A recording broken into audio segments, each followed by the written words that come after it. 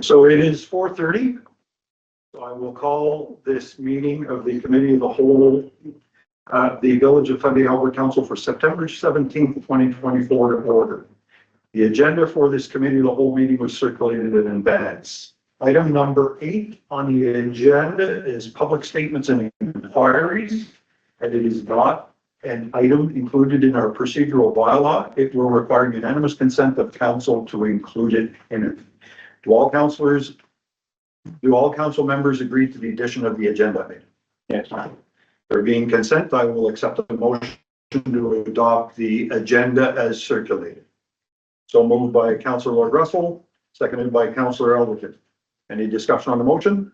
Not. All in favor, signify by stating aye. Aye. Opposed? Motion's carried unanimously. Are there any conflicts of interest to declare in relation to this afternoon's agenda? There being none, we'll move on to item number 4 on the agenda, which is the consent agenda. There are no consent agenda items for this afternoon's meeting. Item number 5. There is one scheduled 5-minute public presentation this afternoon, that by a Miss Stephanie Bernolio of Fundy Blades. Is she here? Don't see her here quite yet. So if she walks in, when she walks in, we'll provide her the opportunity. We do have a number of 2-minute presentations, so we'll proceed with those. The first being Mr. David Knickel, the Albert County Trailblazers president. It appears that it's on the conveyance of rail bed from Route 114 to Hillsborough. Sorry about my writing. I wrote it real fast. Okay, so we'll leave it at that. So it's about the rail bed conveyance. So Mr. Knickel, you do have 2 minutes to present. And so just kind of step up to the chair if you'd like and sit in the chair, and so we can capture your presentation. Thank you very much, Council, for the opportunity to present. I've given you guys some maps and visual aids for this presentation. I came to the meeting. I stand here as the president of the Albert County Trailblazers. You guys talked to me before. I'm here in regards to item 11C from the last meeting of September 3rd meeting that was motion was presented with relation to facilitate the lease conveyance to the Canadian Historical Association, and that would be for the rail bed from Route 114 into Hillsborough, my understanding. I didn't really understand it at the time, that's why I guess I didn't really say anything, but when on review of the video, I kind of said, okay, well, I need to come and have a talk with you guys just to let you know where we stand. So just some history. Years ago, HCTD, the Albert County Trailblazers, got a lease to a large portion of the rail bed from Steve Coates Road out towards Salisbury to the Ailes Road. During that time, the part of the rail bed was still being used in Hillsborough, so we didn't get anything from Steve Coates Road in. And there was also a letter to Doug Steves that allowed use of a certain portion of that rail bed from Route 114 in through Weldon. So part of the letter that was signed with the Historical Society said that if that bridge was ever rebuilt down across Route 114, they had taken the bridge, that the Albert County Trailblazers would have the opportunity, if they decided to have interest in it, try and find some way to use that. So that would give us use of that. But then the bridges got pulled and things kind of set the way they were. And, you know, that letter kind of sat in limbo and things have been the way they are. So I'm here on behalf of the 1,500 members of concern that if this happens, the conveyance happens, that the asset will become a sole use and we won't have the ability to have any chance at using this. We'd rather see it be a multi-use piece of land, because, you know, right now we have, as a club, we do have 2 accesses into here, but they are both governed by private landowners. We have no permanent public access to Hillsborough. So anytime we could be cut off. We almost did last year, Bob, right? You know that. You're on, sorry. So you're pretty much timed up, so I'll ask you to write. So I'm just looking for a partnership. I'm just looking for a partnership from and a commitment from council that when they're evaluating this conveyance, that they take our concerns into account, and what we're looking for is a partnership and help from council in order to develop this land all the way from Steve Coates in and eventually join Fairview and create a permanent and public access for multiple user groups and allow us to make sure we connect to our Alma trail forever. All right? Thank you very much. That's the goal of this. All right. Any members of council have any questions for Mr. Knickle? There being none, we thank you very much for your presentation, Mr. Knickle. We do have somebody else who has another, a 2-minute presentation based, I think, pretty much on the same thing. Yep. But I think what we'll do is we'll proceed with Mr. Tavender's presentation, which is for 2 minutes, and then you're Ms. Bernolio? No, okay, so I'm sorry, I don't know anybody. I don't know everybody, so thanks very much, David. Thank you. And Aaron, if you'd like to step forward, you do have 2 minutes, so. So I'm here basically to back up what David has brought to the table, but I am here speaking as a Quad NB representative and director of Region 8. So Region 8 takes in the clubs from our county to St. John, and we represent almost 6,000 members in the province, our largest region. This piece of trail is something, as past president, was always on the back of my mind, and I also did see this letter that basically gave right refusal to the club. This, if this follows the same as what Dave's saying, if this becomes a single user group, that is a huge opportunity missed, not just for Upper Canada Trailblazers, but also for Quad NB and the 35,000 members that entails. Tourism right now is looking at spending a lot of money with us at the Quad NB level and trying to make this province-wide trail, and it would be a crucial link.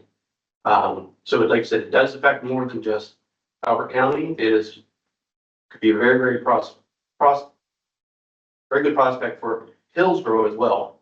For instance, I get emails constantly being a director. There's a group last week that emailed me. They want to leave from Hillsborough for a 7-day adventure. They want to stay in Hillsborough. They want to do all their ATVing from here.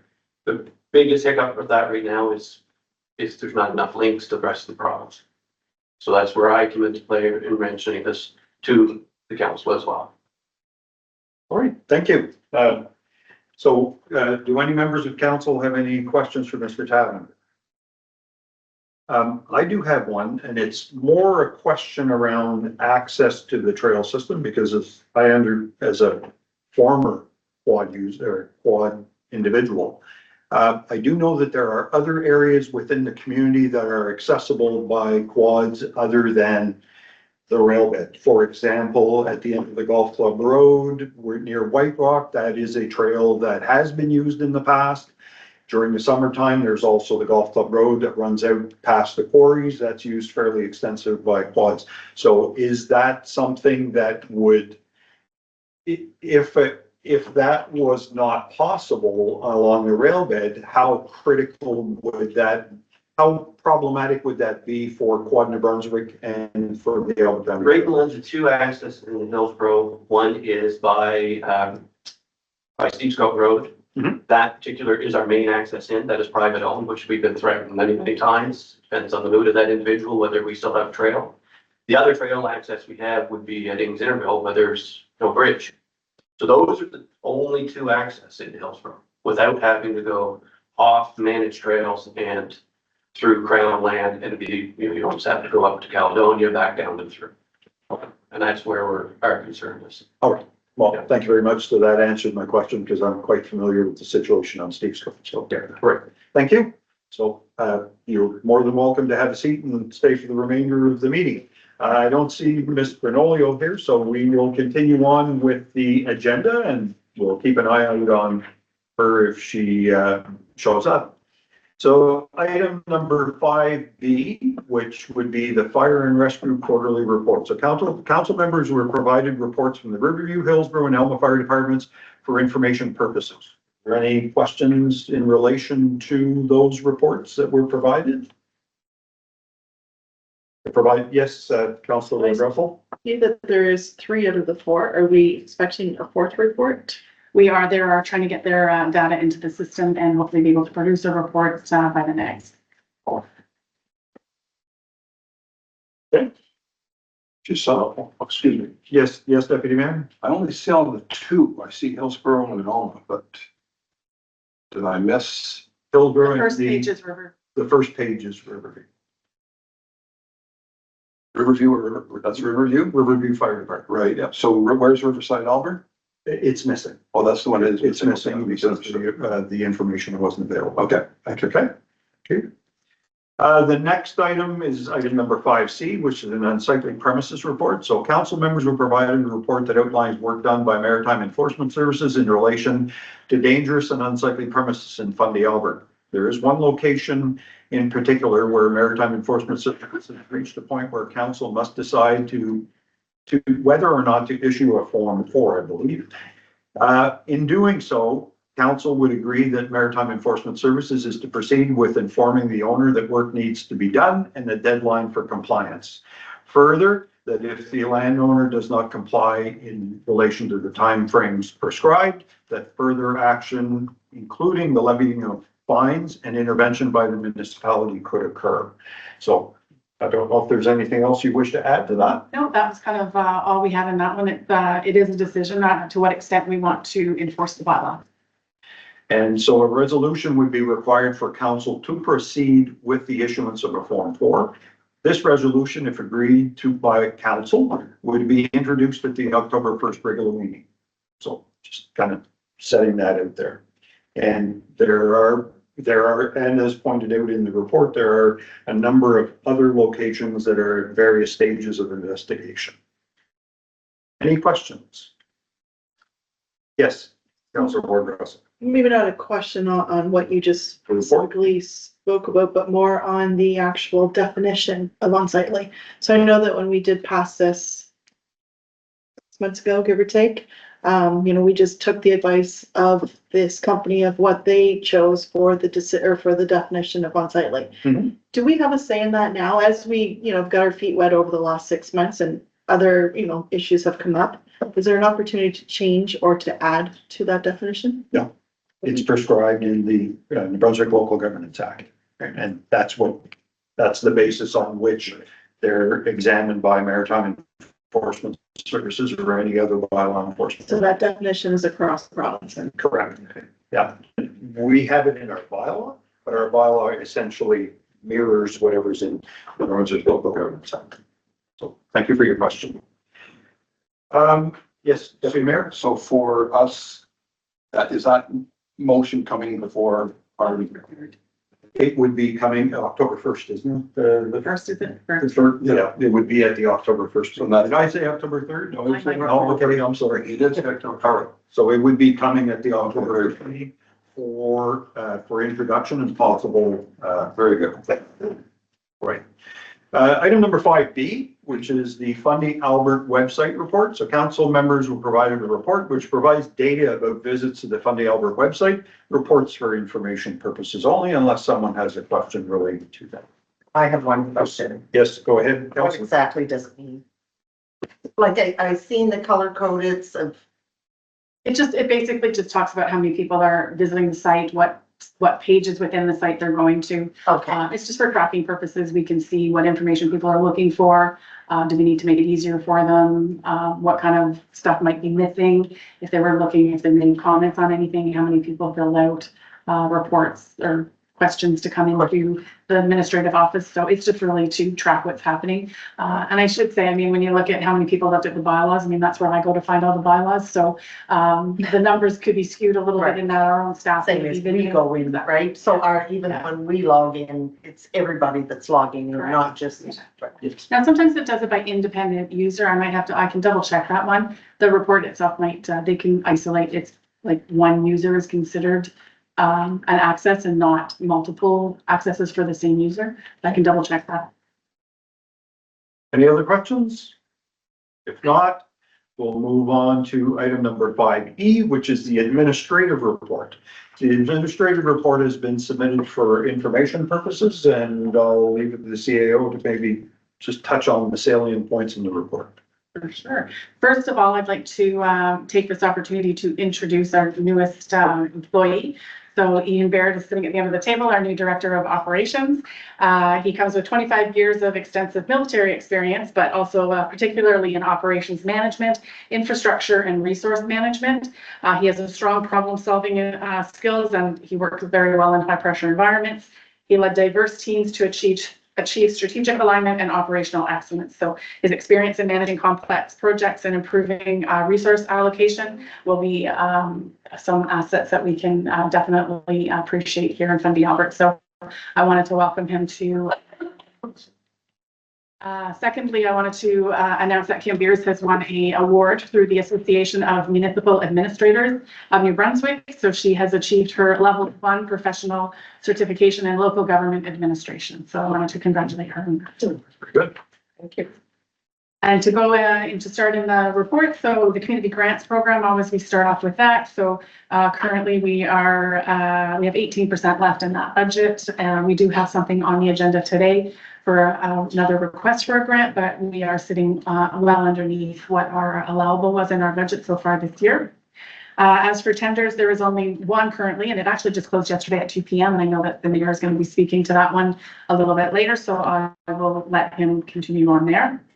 And then the building permits as always are included in the report for your information. And again, we are sitting a little bit below what we would, I think, finish off at in previous years with 11,000 last year and only at 11 million and only at 5 million this year. I'm not thinking we're going to come up with that same dollar amount as we did last year, but again, this is just sort of for informational purposes. And then I'll leave it to Jillian next to go over the financial. All right, so for financial under audit, we have been collaborating with our auditors and completed a sampling process. They have finished the trial balance and we expect to know by the end of the week when to anticipate the final report. In the administrator's report, you'll find tables detailing revenue and expenditures. The year-end forecast for general projects a net income of $240,000, driven by excess building permit revenue of budget interest, miscellaneous sources. On the expense side, we are currently seeing a surplus in wages for public works personnel, which is under review by the CAO and the new director of operations. There's an overage in wages for pool personnel due to the administrative decision to take advantage of the abundance of applicants to secure future staffing. This overage was offset by a surplus in administrative personnel budget. The budget had identified the purchase of a fire truck in the second quarter, which will now occur in the fourth, and 2 public works trucks in quarter 2, which have not been purchased. These delays have created a temporary surplus in the financial statements. The Elma utility is on target. The cost for the temporary water was included in phase 2 of the project, allowing us some flexibility to complete other unfunded items, such as a land appraisal. The report currently shows a net loss attributed to the unfunded municipal portion of the budget, which will later be converted to a debenture. Significant maintenance and repair work have been done for Hillsborough Riverside Albert utility systems. The Hillsborough utility shows a projected net income with unused amounts in 2024 to be reserved for the continuation of the water exploration project next year. Riverside Albert is currently showing a net loss until the water filtration project and water systems upgrade are complete and the municipal portion of the project is converted to a debenture.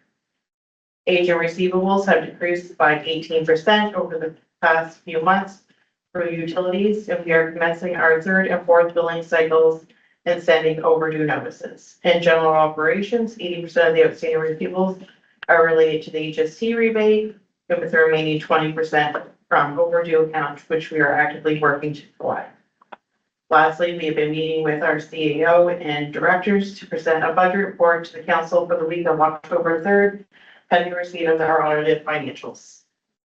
Great. Thank you very much. Any questions from council in relation to the financial report as presented by our treasurer? Yes, Councilor Whipple. And I mean, I appreciate the information here, but it is still really hard to, dig down into it to see where we're actually at. I know that there's what we call general ledgers. Is it possible for us to receive a copy of the general ledger just to break down some of these grouped bodies?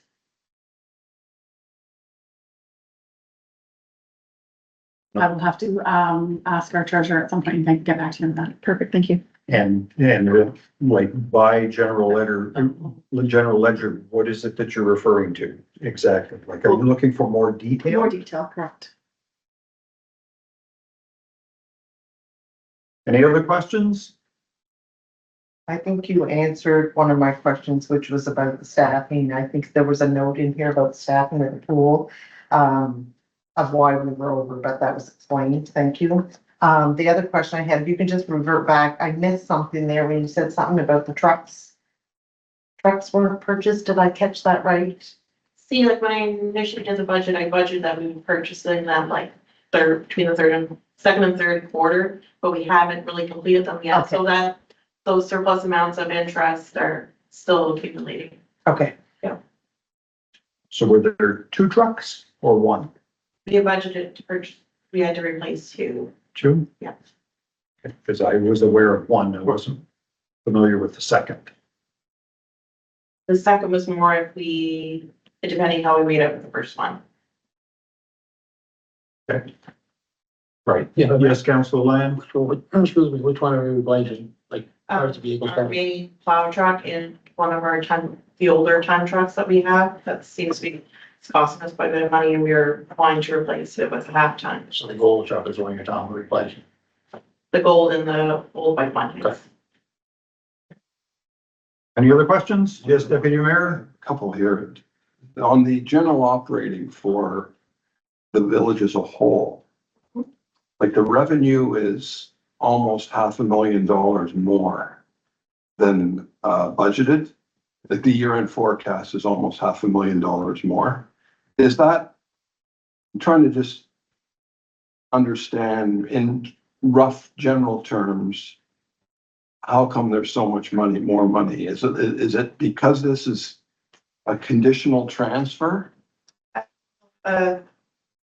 Probably 3/5 of it is from funding we've received that we never budgeted for. It's all the funding we received from local government, FCM. So $2.5 million. Yeah. That's good. I believe there would be, I think it's in the range of $90,000 for circular materials that was unbudgeted. So that's almost $100,000 right there. And those additional funds weren't earmarked for anything specific. They just go in the operating. Some of them are earmarked. And in terms of the Alma water, I know you said something, I didn't quite catch it. So the year-end forecast for the bottom line is almost $42,000 in the hole. But did you say that is predominantly attributed to the new water project? Yeah, because if you look at it like, in a sense, we're spending $150,000 this year, but we only received refund for 100. So like in next year, we'll go for a debenture and that 50,000 will show as a surplus in the coming year. So if I was to ask the question, removing the project out of the Alma equation, just in terms of our expenses and revenue for the system, forgetting the new project, how's it looking?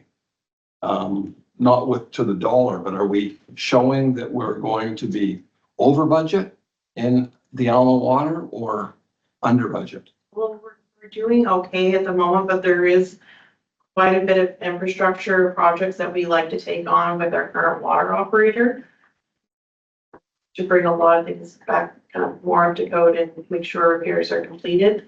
So we're just kind of playing by what expenses have come up between now and the end of the year.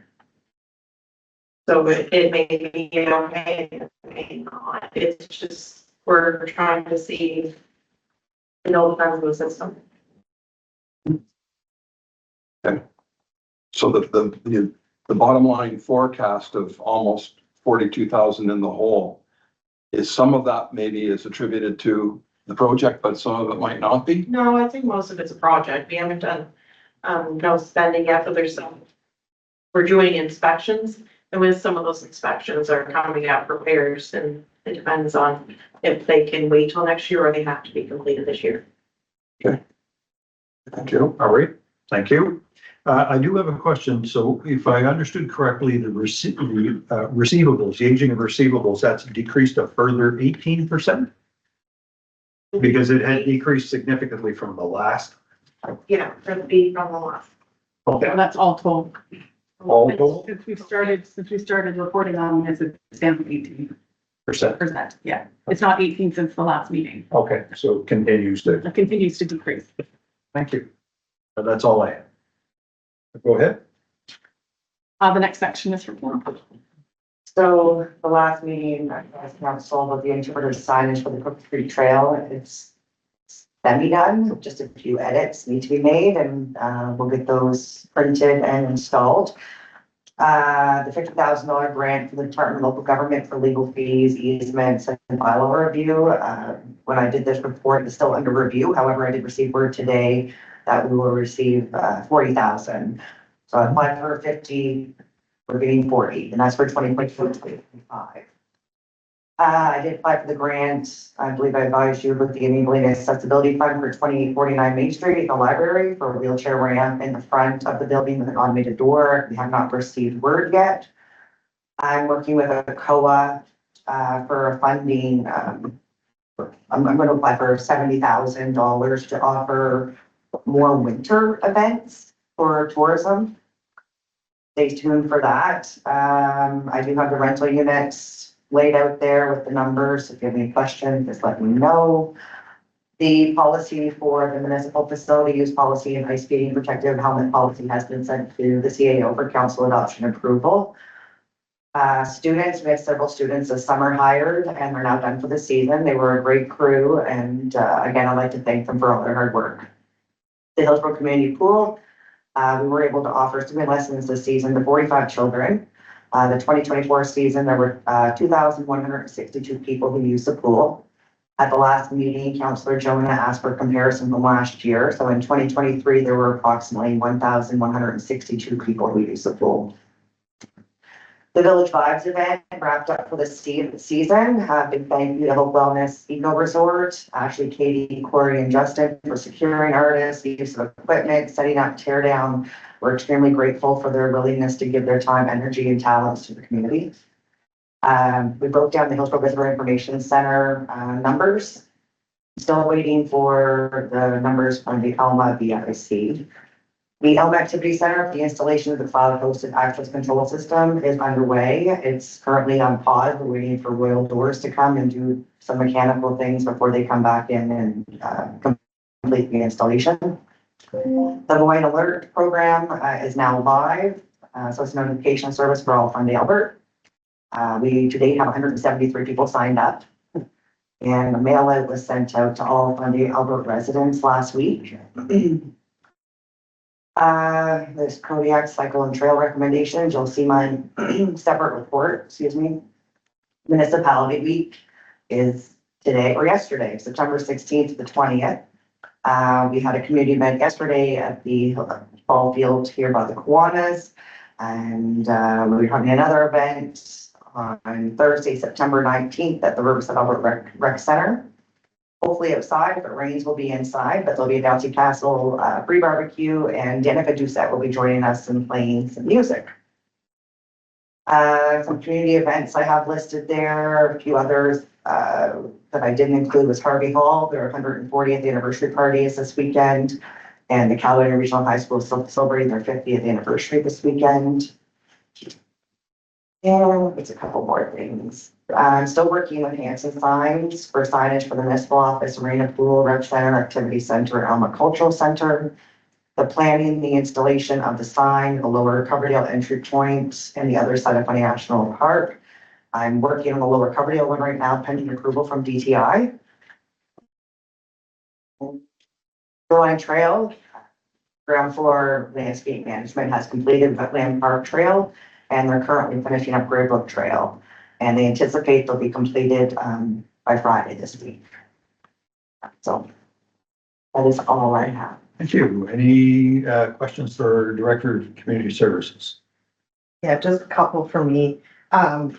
The door system that's going in Alma, is it at the activity center or the cultural center? Activity Center. Okay, what's the cost involved for that? Do we know approximately? Yeah, we did get a quotes for those, and it's being covered under the electrical upgrades that Alma, maybe Jillian can.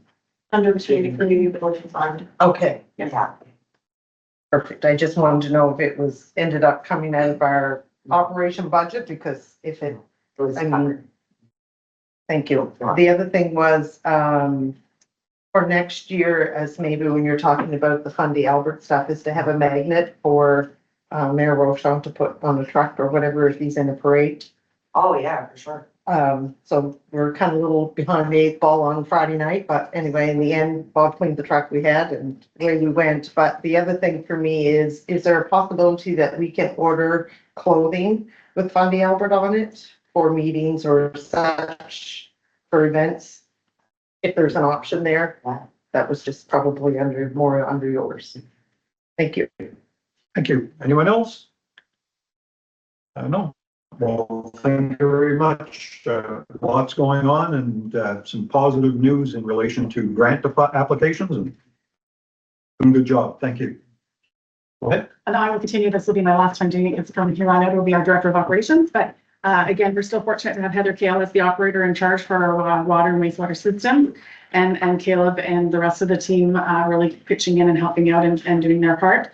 The team continues to work on getting the water systems up to a standard of operation through service work, calibration of the equipment, and if need be, replacement of any equipment or instrumentation.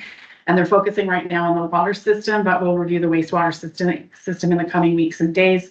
And I did offer a few things that have been updated and upgraded. And we do have some training going on for the water operators that are, some are writing exams and some are attending courses. So a lot of work has been done in Alma, Riverside, Albert, and in Hillsborough, and a few things were listed on the list in your report. Other internal policies and processes, we do have a few policies that are still pending, and I hope to get onto the committee of the whole in the future. So the access to information policy and the surplus assets policy are still being worked on. And we did do interviews for public works labor and arena attendant on Thursday and Friday of last week. And we hope to be putting a letter of offer out soon so that we can get some staffing for the arena and again for public works in general. I have updated the bylaw review based on some information from the last meeting on when some of these committees might be ready to start doing a public consultation. But again, this was just kind of as placeholders to say where we wanted to start working on these things. Now that we have the funding in place, that we can seek legal advice on some of them that need to be, that should help with moving the schedule along. The branding for major projects in all wards was the branding and the website redesign, which is kind of still ongoing. And Kim is still working on signage for some of the branding. The strategic plan is still an outstanding item that council needs to go back to the public consultation, the public, with what the results of that branding exercise were. And I believe you were going to come up with some dates for that. The provincial municipal highway partnership road plan ahead is due on the 27th of September. We are just waiting for some final information on that and would like to have a special meeting next week with council once we have that report done so that that can be presented to you for approval before the 27th when it has to go to the province. In Ward 1, the Alma Water Project Phase 2 is ongoing. We should be receiving the 99% drawings any day. And we have met and are working with the landowners that we require their cooperation for either a booster station or for any type of infrastructure. We're still working with them. They are working or completed the wetland delineation and are working towards that report. And the upcoming work is again tree clearing and doing more boreholes and some different on-site investigations in order to proceed with the work. The financial implications of that project is that we have submitted for our short-term lending application and we are still waiting for approval. The Riverside Albert Water Treatment Plant, we are currently just waiting for the contractor to obtain the necessary equipment that is needed in order to complete that work. And once they have the delivery dates of the pieces of equipment, then they can create their schedule for when they're going to get the work done. We have worked with them, or we have spoken to them about the importance of the water filtration project in Riverside Albert right now, based on the boil order advisory that we had to put in place last week, and which had to do with turbidity and filtering of the water. So they do know the urgency of that and are really working towards trying to get that project up and running and completed as soon as they can. The Golf Club Road, again, I will let the mayor provide an update on that. And the Gray Brook Road, I did have a meeting, actually myself and our Director of Operations had a meeting with DTI today. The message I got at the end of that was that the advocacy has worked, and they definitely pointed and said that because we had gone to Fredericton and we had requested a meeting with the higher ups in the organization, that it is definitely on the lips of everybody in the organization right now. They're always asking, what's the status of this? When are we getting it done? When are we moving forward? So they were looking just today to show us some documents of planning of where land that they needed from us as part of the project. And I do have some contracts that need to be signed, so I will be presenting those at the next meeting. And there are a few landowners that they still have to have discussions with, and they are working towards that quickly. They are still looking, again, they say with the election, but they're pushing everything as quickly as they can. They hope to see something happening as early as April of next year. And Pound Hill will be mobilized. That project will start on October 1st and should be completed by the 11th if all things go according to plan. And lastly, the lagoon in Ward 6, there was the review for the technical committee was completed, and it was Friday, September 6th was the deadline for that. So we're just waiting for a final report. Great, thank you very much, Ms. Leburn. Any questions for our CAO? Yes, Deputy Mayor? A few. In terms of the booster station for the Alma Phase 2 Part A, the water project, the comment is the booster station won't be included in this phase of construction, but it's still included. Like, I understand that it can't be included yet. We still have some issues there in terms of exactly what's going to be constructed. Correct. But it's still part of Phase 2A, isn't it? It's going to be part of Phase 2B, so it's not, they didn't want to hold up the 99% drawings for that because that's really not until after this part of the project is done. They wanted to proceed with the part now, which is to tie the two wells together, and then they will continue to work on that and include it in the next design package for that section of the project.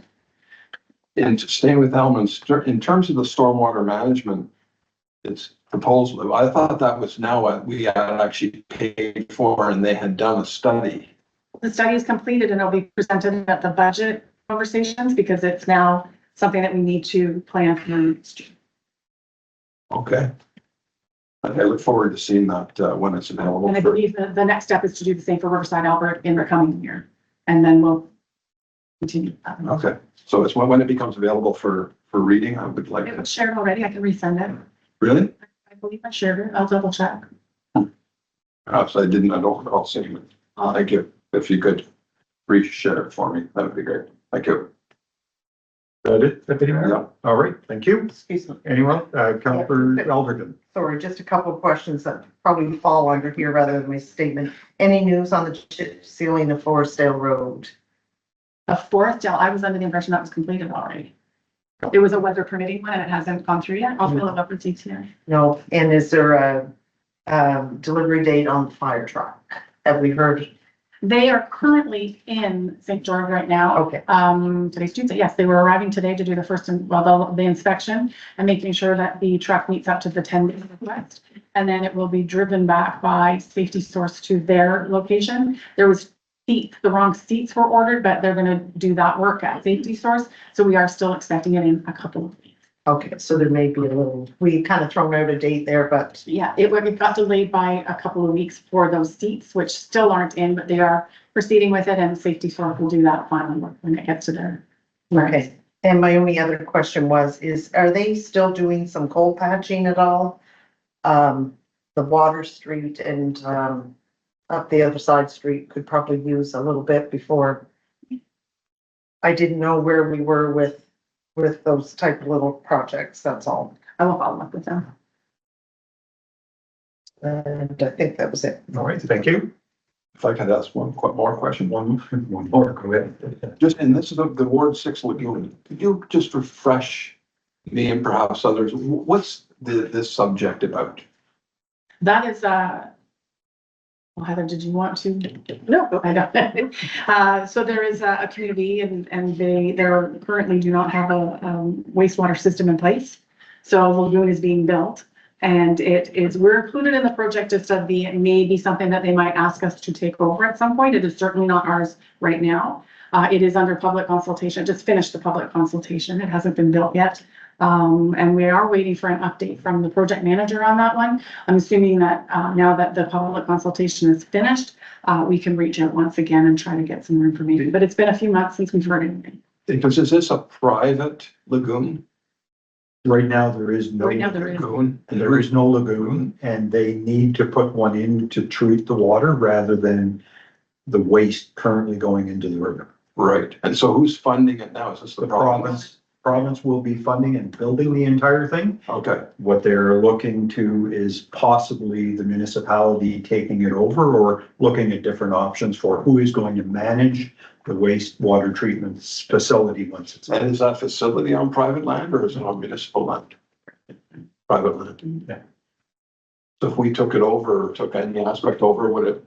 That's all. We don't know what the details of all that are. So when it becomes something that we're able to present to council for discussion, then we can. It would have to be a decision of So council. we're just sort of following it closely now and seeing where Okay. it's going. Yeah. Okay. All right. Councilor Russell, did you have a question? No? All right. So thank you very much. So we'll go back to the agenda. And so the next item, which is 5F, would be items from previous meetings. So a report outlining items from previous meetings has been provided to council for review and comments. I don't know if the CAO has any comments to provide in relation to that.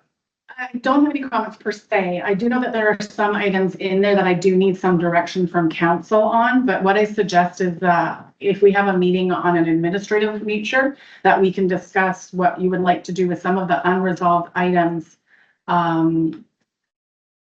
So we can get some direction from council on what the administration should do with them. So mainly the ones that are sitting, say, for council.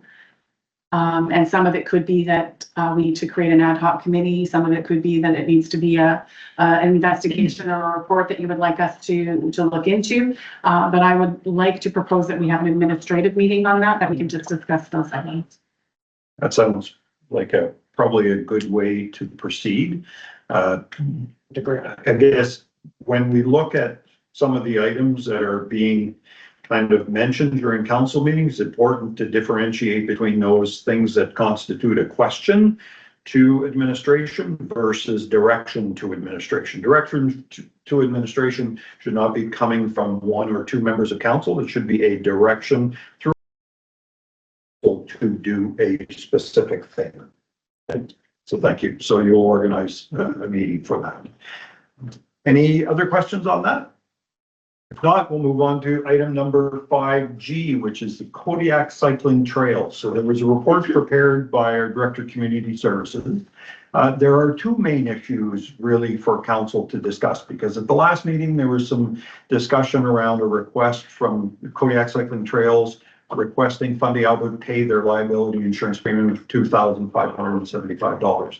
There was also a second letter that came after the fact from Kodiak Cycling Trails, citing financial issues and concerns, looking for council's assistance to defer some of their operating costs and actually have them paid by council. And the operating costs would be, they talked about their director's insurance. I don't believe that they're looking for us to provide any financial relief for director's insurance, but rather the operational costs of operating and repairing and maintaining the White Rock Community Trail System. And the second letter indicated that unless council is prepared to assist them in 2025, that they have to seriously look at whether or not it's viable for them to continue to provide that service. So they're thinking that unless council is prepared to do something, then they're essentially going to have to look at withdrawing their services in 2025. So that's perhaps only going to float that idea, something that council can discuss during budget deliberations and consider whether that's something that you want to have included in there. The option really is, it appears from the letter that either we agree to assist them or there will not be any services provided, at which point council needs to determine what, if any, problems result from that by them pulling out of that agreement. And this all started when there was really no formal agreement. I believe in Mrs. Beer's report, it talked about back in 2016, I believe, there was an agreement where there was a decision or a resolution of council which allowed them non sole use or management of the White Rock Trail system. And there was a White Rock Trail policy that the former village of Hillsborough had created.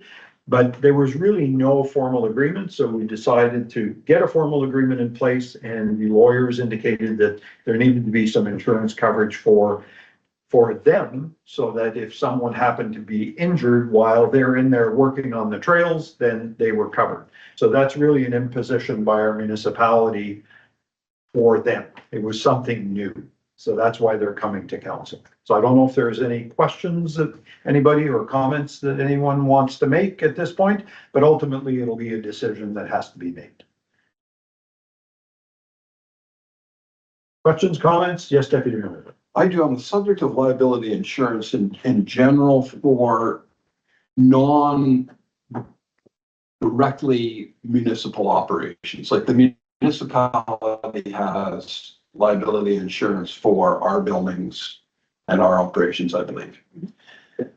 But there's this request, but it seems like there's a number of other nonprofit, and these are nonprofit organizations working on our land, but providing a service to the community, if I understand that correctly.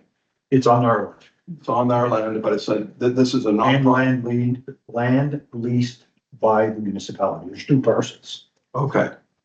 There's actually many parcels, but there's really two. There's the land that is leased from the crown, provincial crown, and then there's land that is owned by the municipality. Right, and there's a nonprofit organization, Kodiak Cycling Trails, that operates in that area and provides, you could call it, benefits to the community, the user group.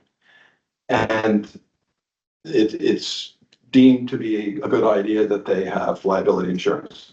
This I get. But it seems to me there's a number of other similar organizations actually operating in the municipality, for which I wonder we should be having a similar kind of discussion. I can think of the Shoreline Trail in the Riverside Albert area. There's liability insurance there that I believe is being paid for by the Friends of Fundy. I believe this is the Sheppity Trail. Mm-hmm. There's the Hillsborough component here. I'm not sure if there's any liability insurance that's associated with the trail system that we have here, and I don't know who's paying for it. The Hillsborough. The Shoreline Trail in the vicinity of Hillsborough. Right. So I don't know if there's liability insurance being paid, and if so, by who.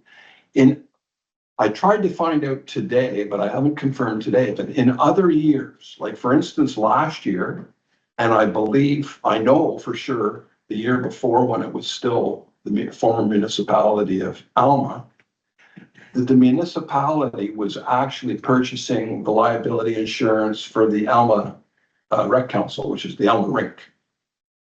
So these are, in other words, these are nonprofit organizations who are providing good works in the community for which liability insurance is highly desirable for the protection of kind of everybody. And I see White Rock as being similar to other situations like that. And I think we owe it to our community and ourselves to have this broader discussion about, okay, should we be doing into this business? And if we are, should we be into it full bore for all of these, or is there criteria? I even see mention of the Crooked Creek Trail in Miss Beer's report. I'm not sure if there's liability insurance associated with that trail. And if so, who's paying it? I don't know. That's our trail. That's our trail. That's our trail. So it's part of our We manage and policy. maintain that. Yeah, because the municipality has insurance coverage, including the White Rock, that if people are in there using the White Rock recreational area, we do have liability insurance coverage that covers that. This would be specific to them while they're there and they're working on the trail. If someone happens to come across it and get injured while they're actually working, Yeah. then it covers them. Do we know actually whether the Alma Rec Council received, did we pay for their liability insurance for 2024? No, we didn't. We did in 2023, Actually, no? Stand corrected, we are still paying it, but it's something that's outstanding and we need to resolve that because we are not supposed to be paying. Well, when we say not supposed to be, I We did don't- previously. we don't- The reason that the insurance went in place in the first place is because there was an agreement between the village of Alma and the Alma Rec Center, Rec Council, that Public Works was maintaining the property, they were upkeeping it, they were taking care of the garbage in the rink, and there was an MOU in place. And when insurance found out that in the last 2 years, there has been no MOU in place, they're saying without the MOU, we shouldn't be insuring it. Because we're not doing our due diligence in making sure that the property is maintained to a certain standard in order to then pay for that insurance. And I should point out too that the Alma Rec Committee, Council, sorry, Council. that's not, village property, that's private property. No, I understand that. I know that's not well understood. Mhm. But that was, and that does remind me that was, so insurance has said that they will continue to pay that until we could get that resolved. So the bottom line is that we have this request in front of us. I fully understand Yeah. your maybe comparison to other properties. And maybe we need a little bit of clarity in terms of or are these other organizations operating in the same way as Right. Kodiak Cycling Trails? And if they are, fine, we need to have that broader conversation. If we're not, then we come back. But ultimately, we need to provide Kodiak Cycling Trails a response in terms of A, is council prepared to pay the insurance coverage? And B, is council prepared to, for the next fiscal year for us, is council prepared to offset some of their operating costs to maintain the trail that's owned by the municipality? Barring that, we need to inform them, we need to provide them an answer in due course, which would explain what our position is and allow them to make their decision. Yes, Councilor Ward Russell? I respect that, but I don't think we can make that first decision on October 1st. I think based on our conversation a few minutes ago, we need to look into this a little bit more. So I don't think we should go and approve, if it's so be get approved. And then all of a sudden, in 2 weeks or 3 weeks after that, determine that, we shouldn't have done that because there's others that need to be looked at. So I respect, the decision on future, but I appreciate the work that they do, but I think we need to dig down this and actually get the correct information before the motion is prepared. Okay. I do believe, I just went back to my notes, August 13th, we did have this conversation, and that was one of my questions, is that there is definitely other non-for-profit or even profit businesses that use our facilities, and I do question if they have their own insurance or how that is working. So I think we need to dig into this a little bit deeper. Okay, so the next committee of the whole, I guess, would be in October, would be to come with that additional information. Yes, go ahead. If I can, I will send a document then to council members so that they can clarify what it is that they're seeking for information so that the administration can make sure that we're presenting what it is that you're looking. But at some point, whether it's the 1st of October or the first meeting in the month of November, we need to decide. That's what council is supposed to do. Yes, Councilor. Mayor, if I may, these grant monies that's going out, do we know how they're being spent? Like when they send a request in for, like we have later in the meeting for money, other grants, do we know what they're being spent for? Maybe some of that money's being used for some of this purpose debate in some of these private groups. We don't know that. As part of the grant for contributions program, do you mean, and Yeah. that policy? So they do have to come back, anything over the $250 amount, they do have to come back and present to council, and we're starting to get those lined up. A lot of the events weren't really happening until later in the year anyway. Because we haven't seen all that yet. Yeah, so we're starting, we do have some reports in already, but we will create a fulsome report that says, here's what was used and what these events were. What the money was spent for. Okay. Right. And if they fail to, then they wouldn't be eligible for Councilor Alderton? And some of the grants applications that Ms. Spears is working on now, is none of them fall under that as a project? Like, we're doing work on other trails, could that not be included somehow for the White Rock? For next year? I don't You know, know. like, you mean for funding or? Yeah. A lot of funding. And a lot of people to do what they're doing with the trails, but, Yeah. I mean, the options are pretty limited, in my opinion, in regards to White Rock recreational area. It's either help them offset costs so they can continue to maintain a community asset that is owned by the municipality, or CCT leaves, the village decides to hire people, which is gonna cost a lot more money, $12,000, that has that specialty to be able to do what they do in there. And if they don't wanna do that, then my recommendation would be to tear all those mountain bike trails out, because it will be deemed too dangerous. Right, I understand that. Yeah. Is there grant money that can go There could towards be. the maintaining of some There of could those be. trails? It could be. Like, it could be funding, we get just grant don't money know. to put up signs or whatever. Maybe there's an opportunity there. The only other question I had, the quote for the insurance, I believe if I remember right, came from Kodiak Trails. It is Yeah. there, yeah. So have we contacted our insurance company to see if there's a rider that we can put on for volunteer groups that help maintain our I properties? believe there was a comment in the report that Yeah. covers that. Yeah. It's not a possibility. Okay, thank you. I must have missed that. Thank you. Okay, we'll move on. The next item is item number 6 on the agenda, which is new business. The first is a community grant request from the Royal Canadian Legion. The request has been received to assist the Legion in their effort to upgrade the Hillsborough Cenotaph. I believe the estimated cost of approximately $4,500. It could also take the form of in-kind services to remove dead trees, limb some trees, and dig holes for new flagpoles, as I understand it. Anything I don't to have add? anything further to add to that. I will say that the in-kind work for Public Works could be difficult for us because we are limited in staff right now. And with the arena opening, that takes half of our workforce to the arena side of things, but there may be something in there that we can work with. But this is basically presented, it would be does it need to go to the regular council meeting for decision? If it's gonna be of a monetary value, yes. If not, if it was an in-kind, then it would fall under the policy that was created for that, but then it has to come to council to inform us that in-kind services were provided. So they are asking for the 4,500. Well, Some from which would what be I gathered, it was a contribution towards the $4,500 cost. So Yeah. maybe if we would get a more detailed account of what they feel they could, what would be a reasonable amount from the municipality, then council would be in a position to make a decision based on the fact that, you know, you do have limited staff within Public Works. And then I happened to drive by there today and I stopped and I looked and there are 2 dead trees that appear to be holding up a fence.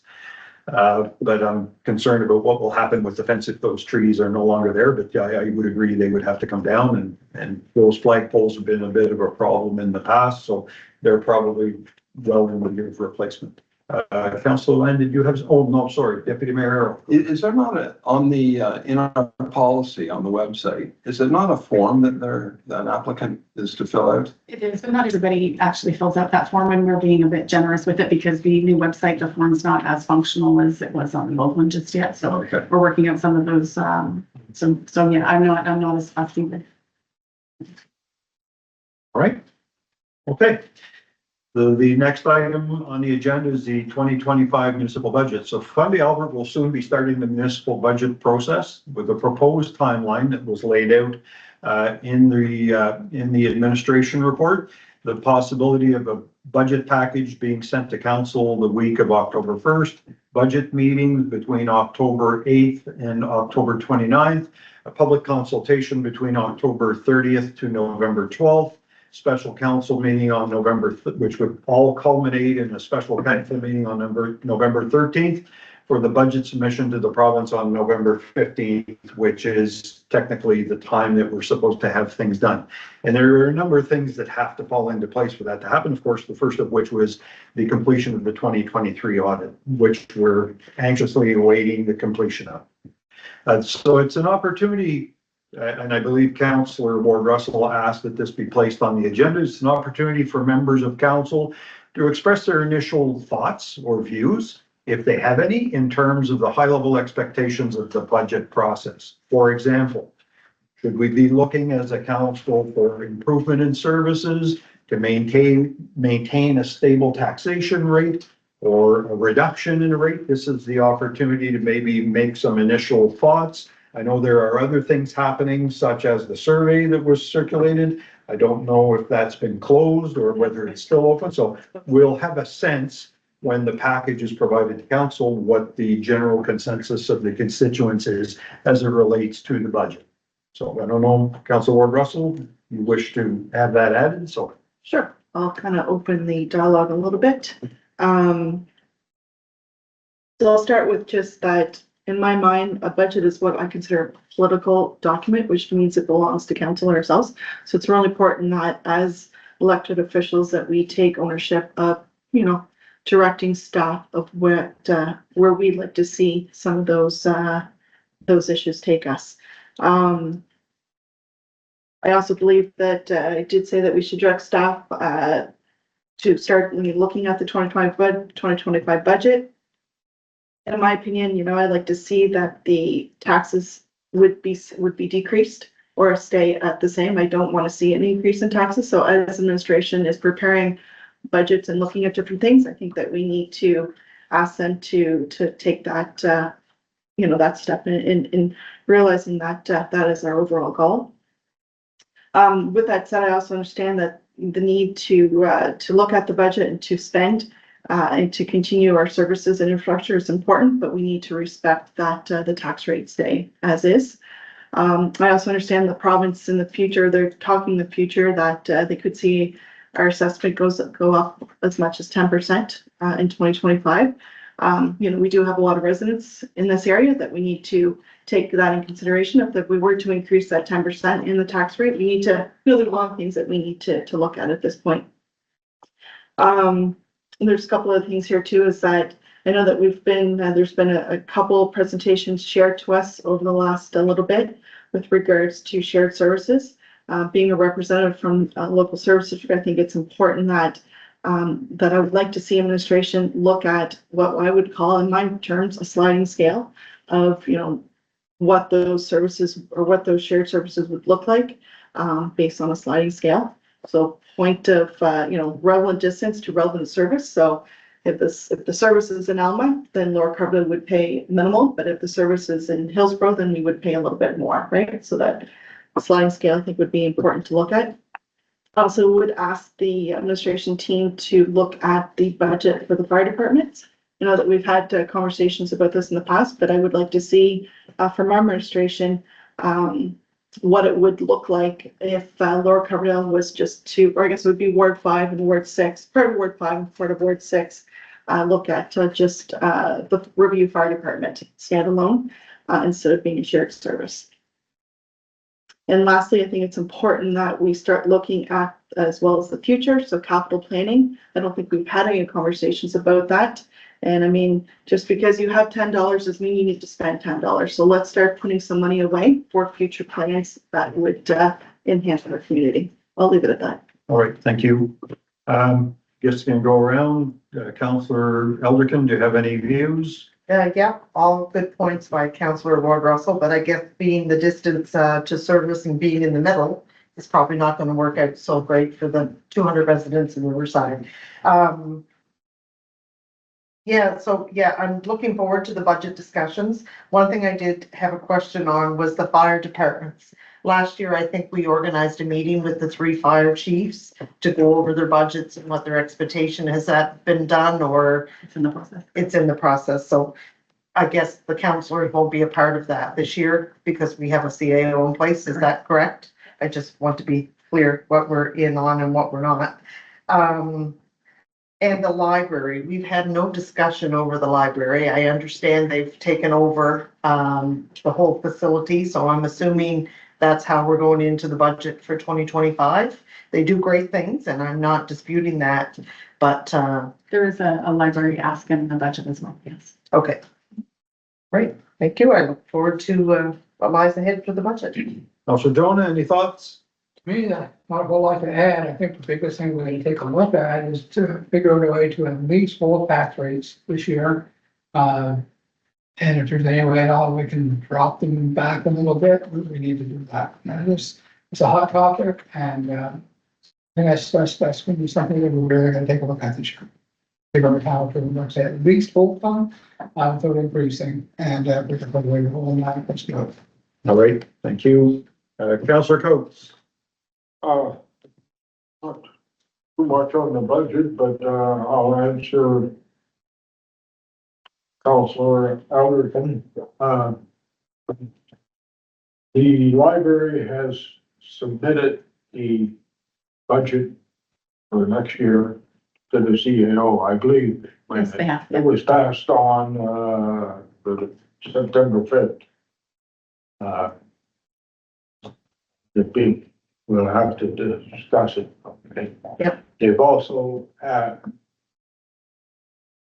applied to the province to have another librarian because of the, going from Hillsborough to Fundy Albert. It's, and we did have a good response from, Greg Turner, Honorable Greg Turner on, our Request. yeah.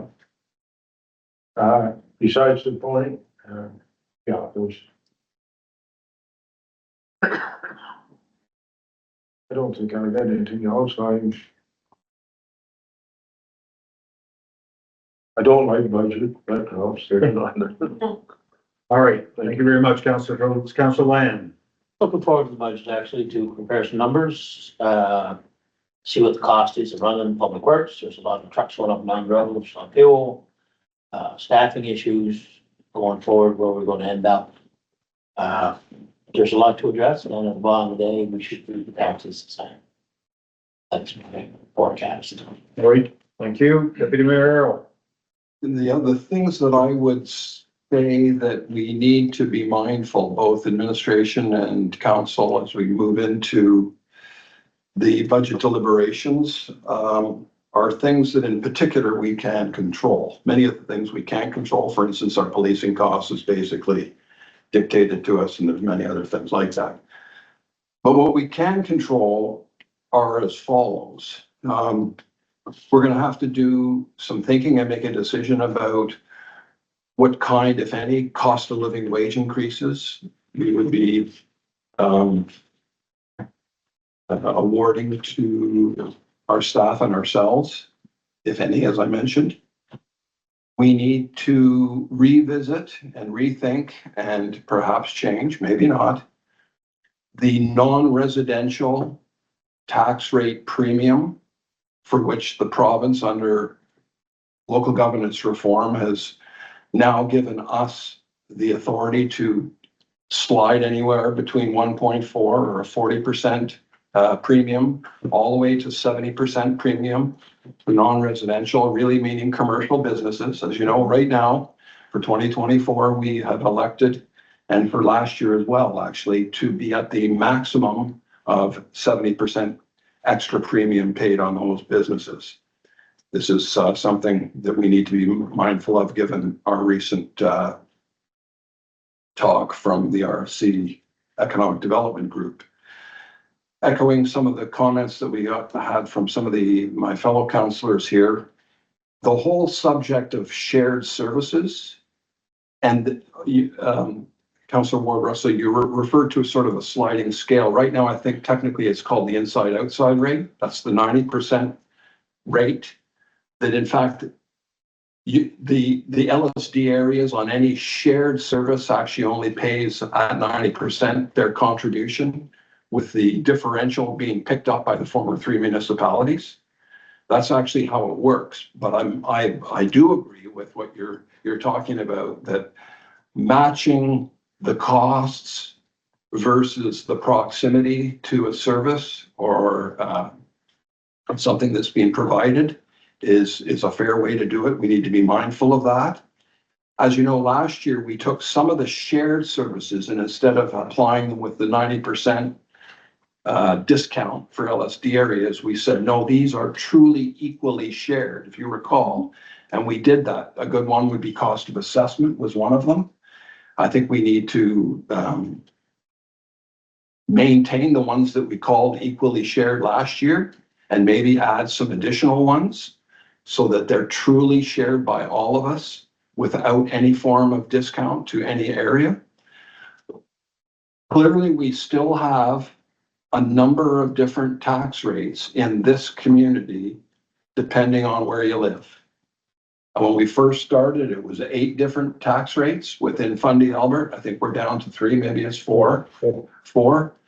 I think we need to continue to look at this. This is very much an issue, a divisive issue for our community. I think that this is causing lots of angst and on both sides.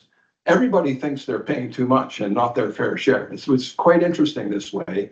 And yet we do have some areas in our community that their tax rate is literally 50% or more higher than other areas.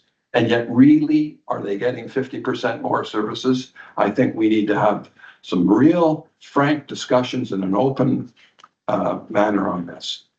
In terms of public works, there's a couple of things here I think we need to be very mindful of as we generate a plan and a budget proposal for 2025. One is that we do know that we're no longer going to be collecting garbage in Riverside, Albert, and Alma starting in February of next year.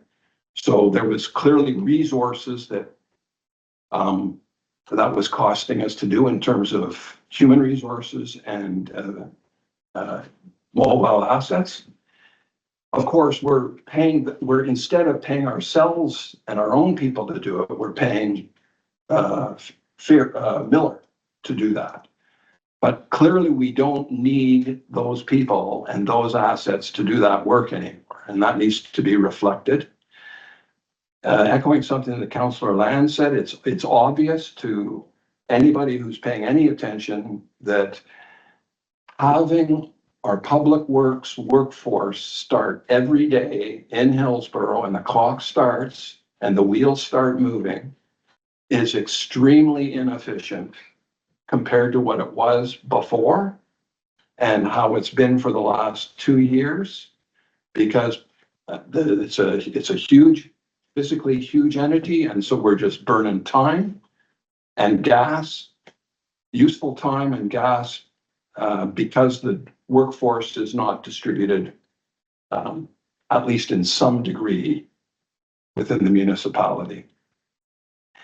And lastly, from the public works side, we know we sort of got caught with our pants down this year, I think, in the sense that we made an attempt to plan for road maintenance, the so-called summer maintenance. And we allocated significant amounts of money in Hillsborough, in Riverside, Albert, and in Alma, and there was some amounts in Hillsborough. But clearly we didn't properly analyze the costs that Pound Hill would actually be.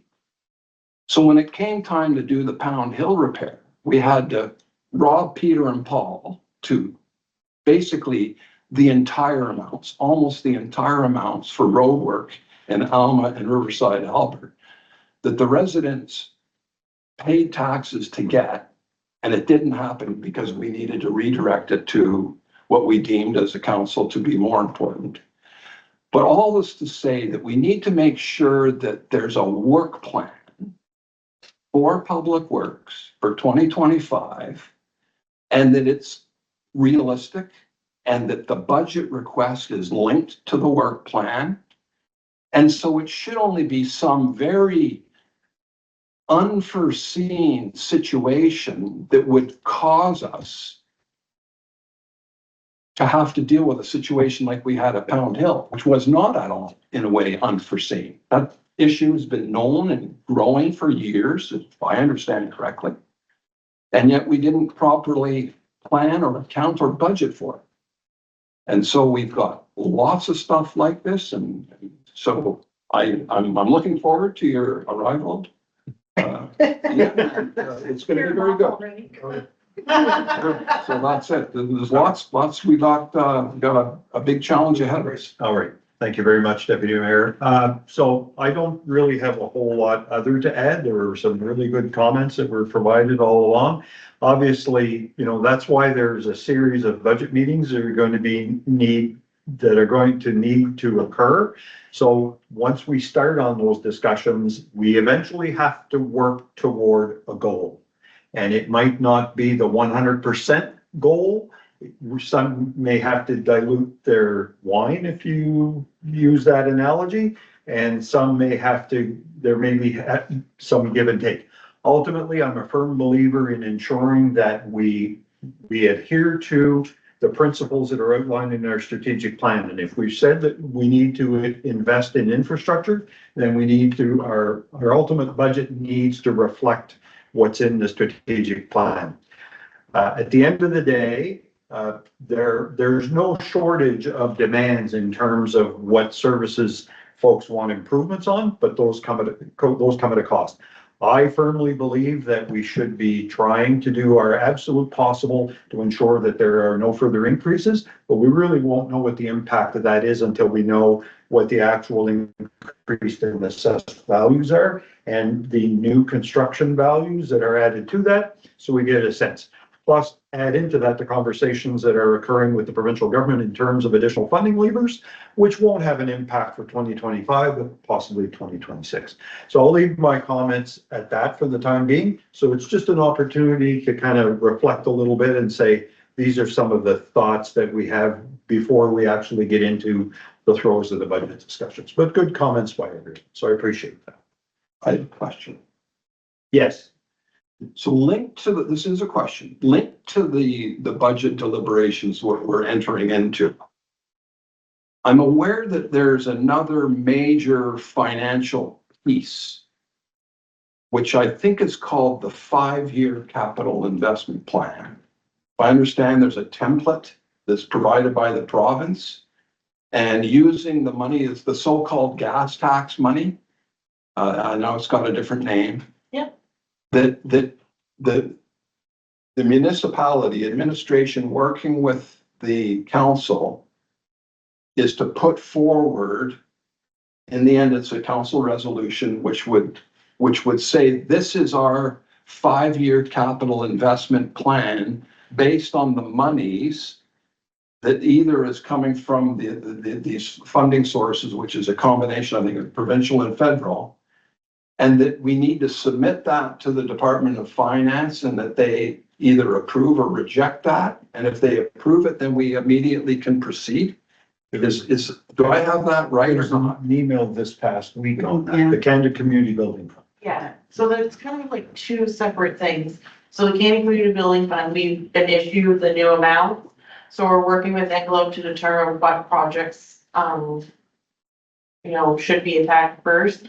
And also Linda has been working with Englobe to take everything from the Riverside, Alberta and Alamak asset management plan, and they're putting it in with the Hillsborough Phase 2, which would give us a computer program that would show us what our assets needed repaired primarily, and then slowly, like. Part of our ask with Englobe to do the PMHP for the submission on September 27th to DTI is the 5-year plan.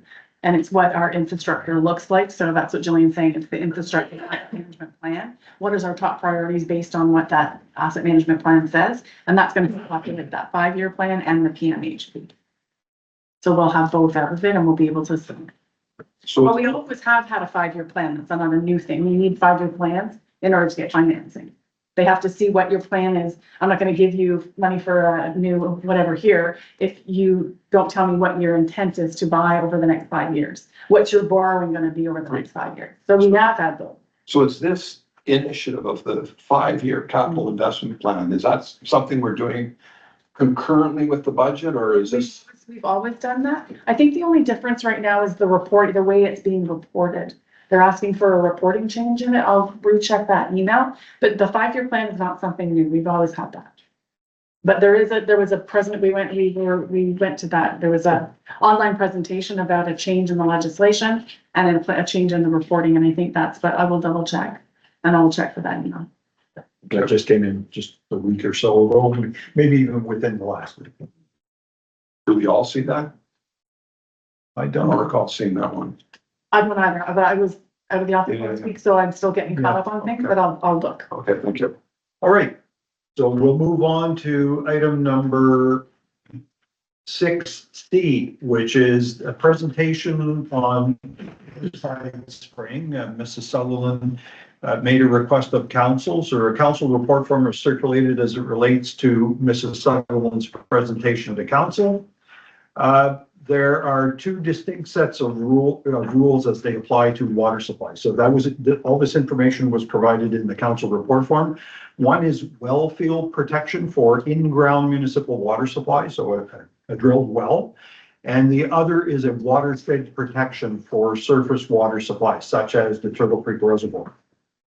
I did speak with the JDI spokesperson, who informed me that the 3.2 kilometers referenced in Mrs. Sutherland's presentation is a reference to municipal water supplies and only applies to the aerial application of herbicides and pesticides, not ground. And from speaking with the JDI representative, the area that was to be sprayed, which is near the Beaumont well, was going to be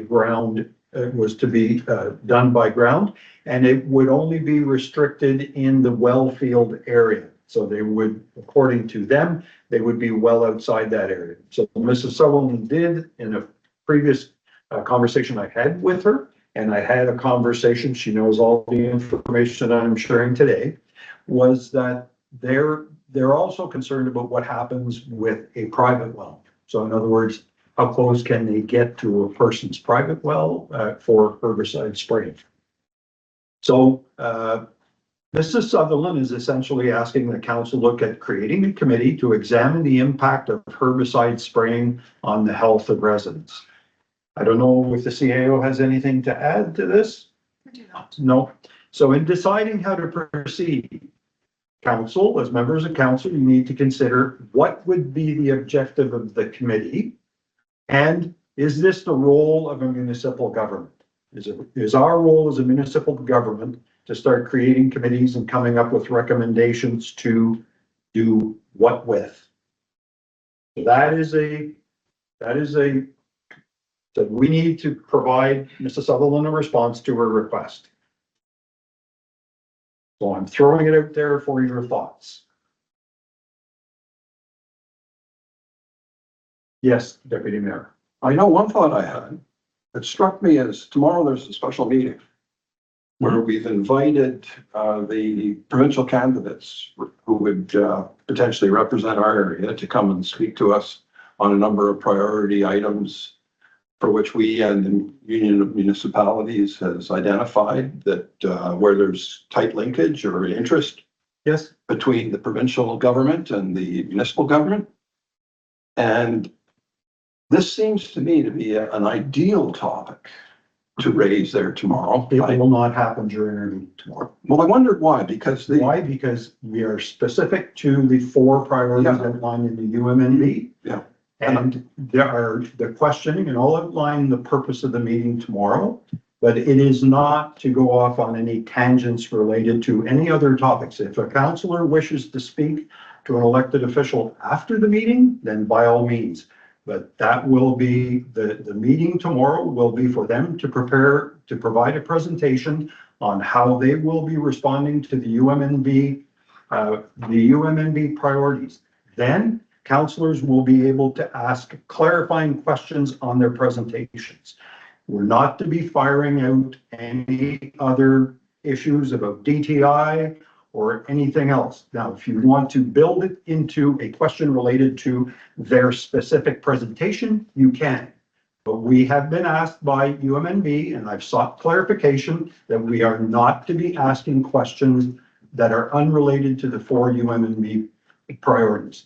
If council wishes to retract on that, we can then rescind the motion at the special meeting and we call off the meeting.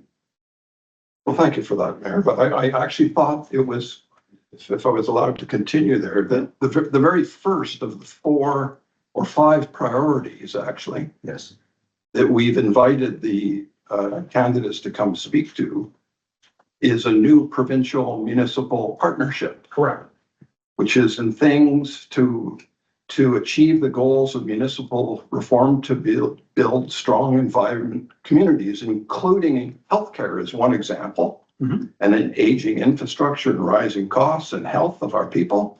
So it just seemed like there's a link, but we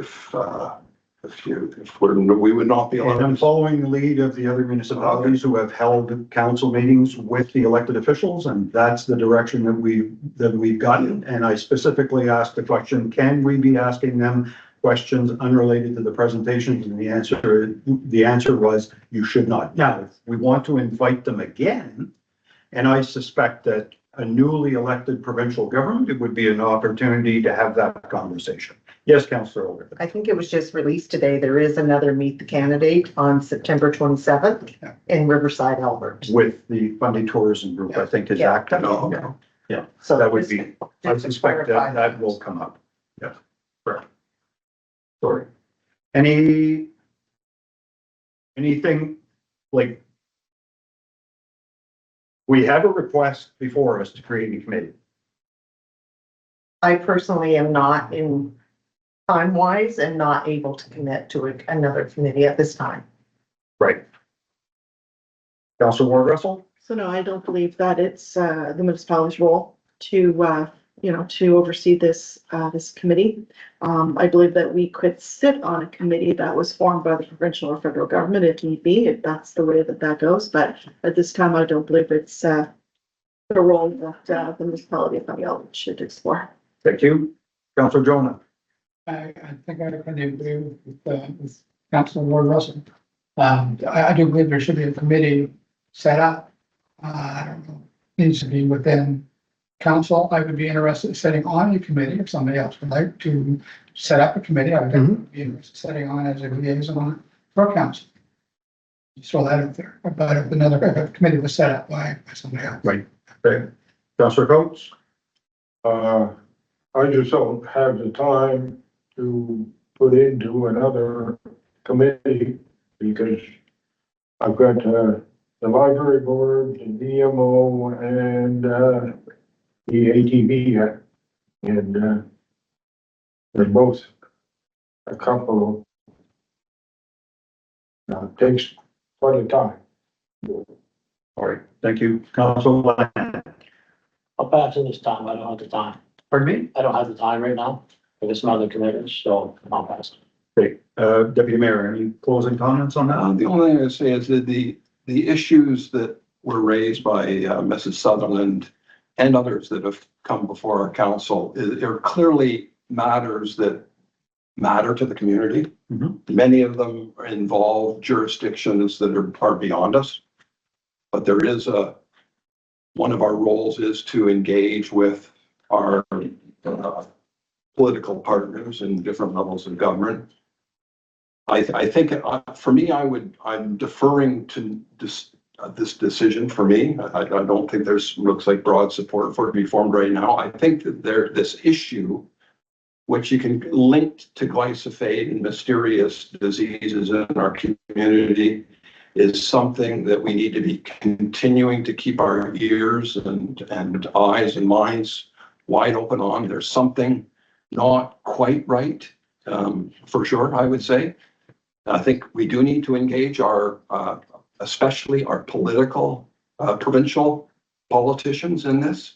So our new candidates is an ideal thing through whatever means, possibly in individuals we can do this. as a municipal government, I think we just need to continue to be on high alert here, and maybe it'll become more clear what our role can be that's useful and yet still within our jurisdiction. There's something here though that the community is asking anybody to help with, whether it's they're asking us, they're asking the provincial people, they're asking each other, they're investing their own time to resist and advocate and do whatever they can. So for me personally, it's not a matter of whether or not I'm prepared to put the time in, because if it was that important, I'd be, or if it was that relevant to a municipal government, I think we should make the time to invest in a committee. However, I don't see creating a committee to provide recommendations or advice to the municipal government as being our responsibility. Is there an advocacy role that we can play on behalf of our constituents because there's concern over the health risks associated with glyphosate? I personally think that there's more of an advocacy role that we can play, but to create a committee to really encroach on an area that is clearly either a provincial or federal responsibility is not our role. And for that reason, I would not support that. It's not got nothing to do with whether or not I would have the time to invest, because if it was our role, I'd find the time to invest in it. So that's my comment, I guess. So I will be corresponding with Mrs. Sutherland. I'm sure she'll be able to watch the meeting, but I'll be corresponding with Mrs. Sutherland to let her know that there will not be a committee created of this council. But if they, will obviously keep our eyes or our ears to the ground as it relates to development with glyphosate and herbicide spraying. The other thing that I didn't say during the meeting that I will now say is that that area that was to be sprayed is not going to be sprayed. That doesn't remove the concern that everyone is expressing online and in other areas. However, I don't believe that that's an area of responsibility for a municipal government, and it really doesn't fall under the Local Governments Act definition of the roles and responsibilities of a municipal council. Well, thank you for everyone's comments. Yes. Yes.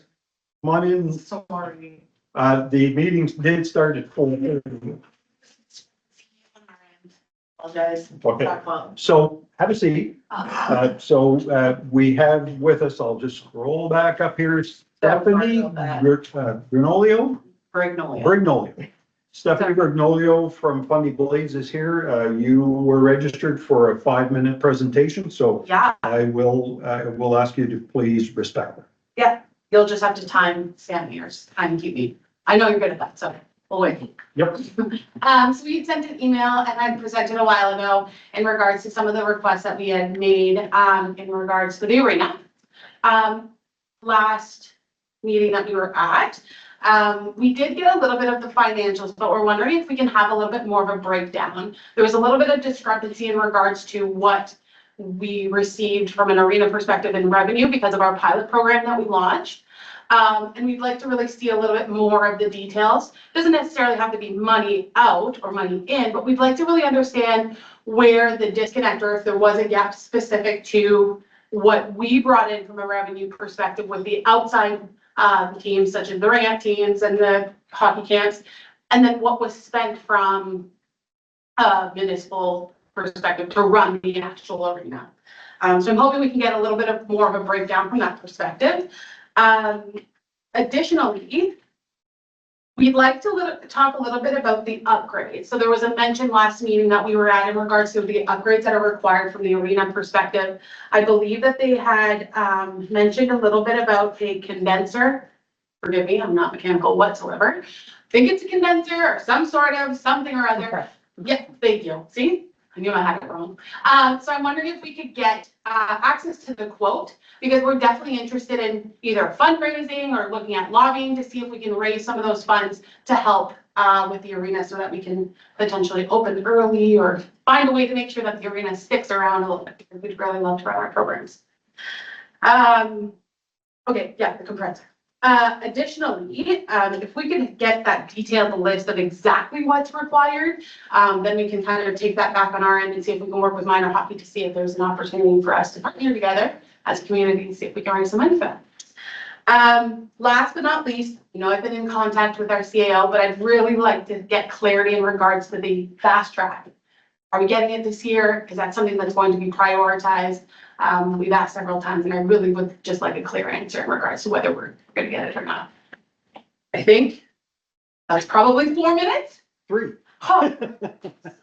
All right, so thank you very much. I believe our Chief Administrative Officer has some of the answers to some of the questions that you've asked, so I'll let Mrs. Saber. So I do have some answers, and I was just gonna send it, but you did specifically say that you wanted them in person, so I think that you want to at least hear it in a public area. So I will just touch on a few of them, but then I'll email it to you so you have it.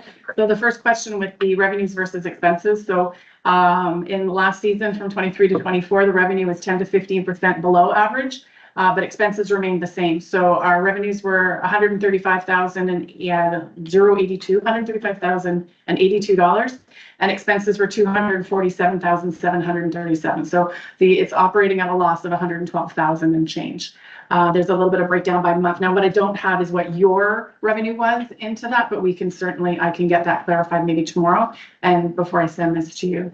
As far as the fast track line. So I did speak to the team, and the lines down the side of the rink are going to be put in, but you had actually put in an additional line, which is only like about 6 inches away from what the crease on the net for the hockey, for the hockey lines.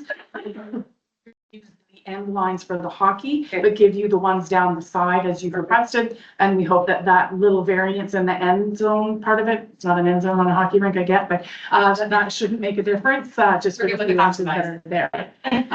So, and then one of your comments about staff and having difficulties in getting answers from them. So I want to really kind of clarify that the role of the staff in the arena is really to make sure that the ice is safe, that the facility is safe, that it's being run smoothly. So we want to accommodate the needs of everybody that uses the facility. So you as well as general skates or as well as hockey. And we want to make sure that that our staff isn't kind of taking direct instructions or anything from anybody else. So if there's anything that make sure to come to us, our new director of operations, which you weren't here for the introduction, so director of operations. And so that way there we can kind of coordinate and address the needs and weigh them out against anybody else's and find that common ground that would work for everybody. As far as that can now you're gonna have me say no. So the compressor. Yeah. So there is we did present to council, and again, you weren't privy to that part of it, but the council report that we presented at the last regular meeting kind of listed that there was an audit that was done by NB Power. It listed a bunch of things that needed to be done. That's kind of outlined in here. That compressor is $37,000. We have 2 of them in the arena. Yes. So we can replace maybe one and look to replace another. But so that's how much they are each. And again, we have that audit done. So we are working through those next steps with them and hoping to get some funding in order to, move forward on some renovation. So basically they said, one of the things said in the renovation needed like additional insulation. The walls were not upgraded at the time that some work was done. So they're only insulated with thin sheets of fiberglass. And the ice plant building is currently uninsulated, so it seemed insulation was a main one. And again, this was an energy audit, so that was kind of maybe what their focus was. Yeah, that was, I think, answered all of the ones that are in there. Like I said, I'll forward this on to you tomorrow, so you can have that with you. And I will just double check with Julie and our treasurer what your revenues were for that. All right. Awesome. So if I get the information correct, the short answer to the question is, are we going to be prepared to open early and close late? The answer would be no for this year.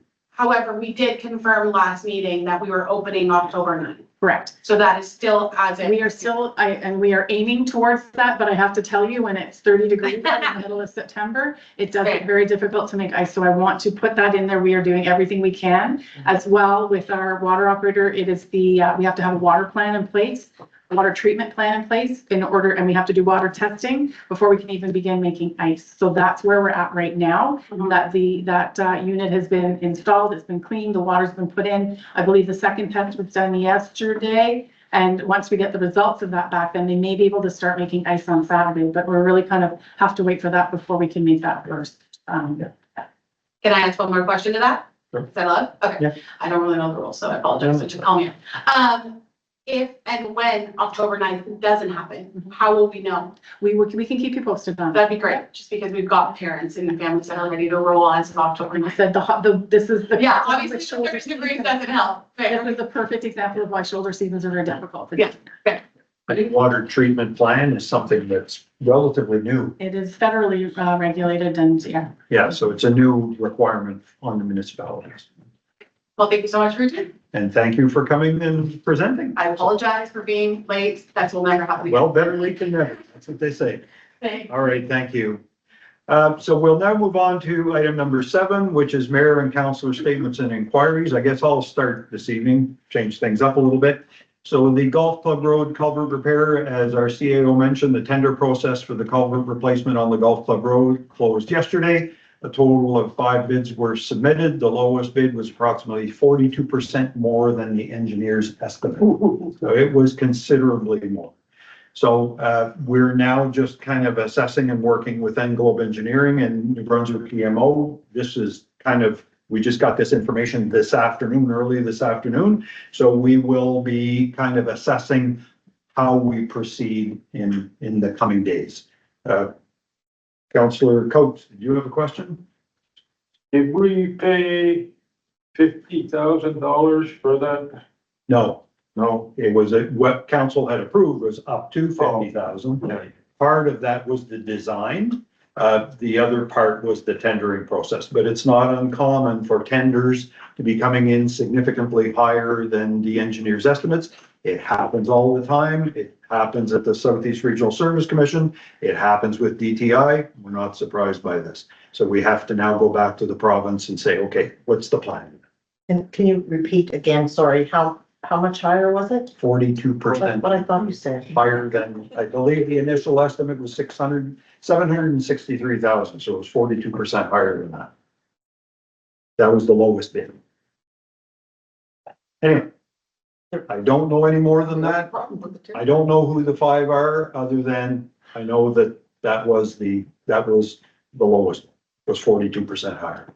So like I said, it just happened this afternoon. We got word from the engineers. So now we have to just kind of assess what our next steps are. And there is a special meeting that's going to be planned for the PMHP for next week. So hopefully we'll be in a position to have some more information to council and what the next steps are. Okay.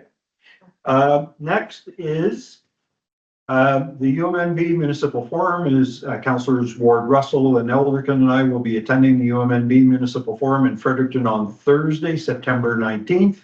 I just received confirmation this afternoon that the leaders of the Liberals and the Green Party will be there, and apparently Premier Higgs will not be attending. It will be Minister Savoy will be attending on his behalf.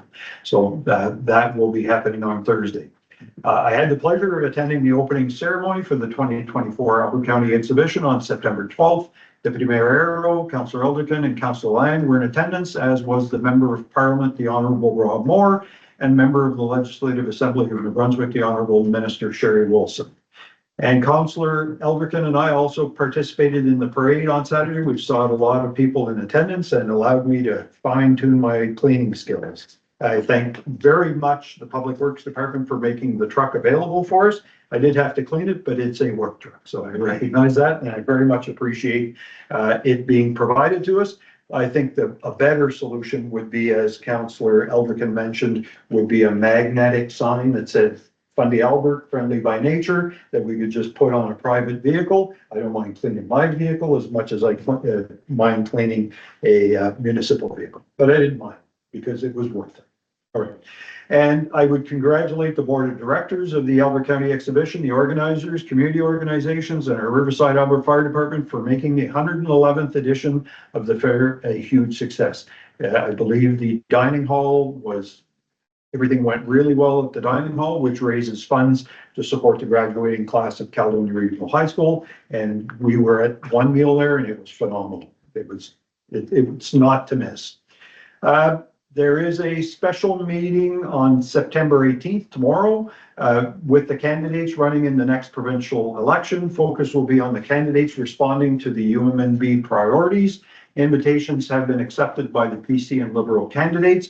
The People's Alliance candidate was contacted but sends regrets because of the short notice. That's it for me. So, Deputy Mayor Arrow. No, I have nothing, thank you. All right, thank you. Councillor Land. All I gotta say thank you to the directors, presidents, everybody in the fairgrounds for putting the fair together. That's a lot of work to put together in 4 days. I just like to reach out and say thank you to that and to all the participants. Thank you. Thank you. Councillor Coates. Just a couple of things,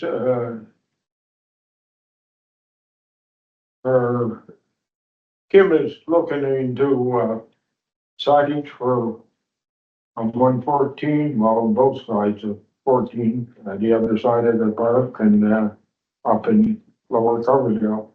There's also, 910 that, there is traffic going in because Salisbury is looking at it, using the hub for Bundy.